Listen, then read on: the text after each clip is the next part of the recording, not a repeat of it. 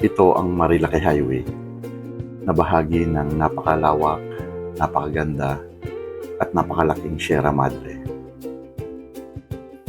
Ang Marilaki Highway ay paboritong puntahan o pasyalan ng mga riders na galing ng Metro Manila o mga karating probinsya dahil sa napakaganda, napakalinis at malamig na klima nito.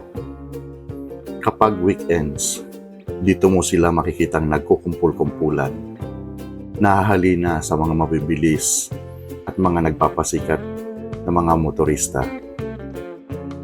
Kung ating pagmamasdan, ang Marilaki o parte ng Sierra Madre ay sadyang napakasarap puntahan dahil sa napakalawak na greeneries, ang mga naglalakihan at nagbeberdehang mga puno na kung saan sadyang nakaka-relax.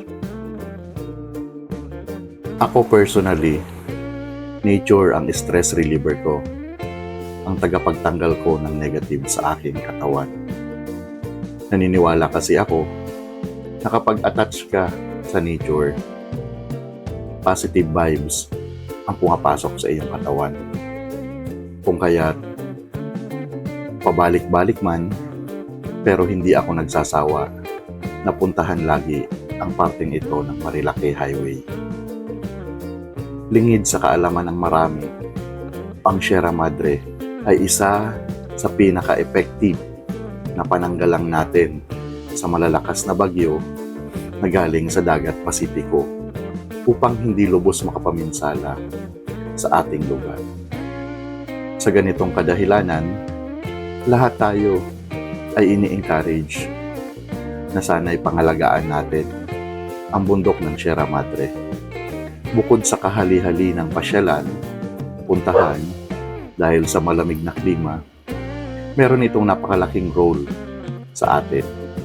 At alam natin yan, napakalaking tulong ng bundok ng Sierra Madre sa buhay natin. Kaya sana, habang namamasyal tayo, ay maging responsable rin tayo, lalong-lalo na sa mga kalat natin. Dahil kapag iningatan at inalagaan natin ang Sierra Madre, mamamana pa ito ng mga susunod na henerasyon.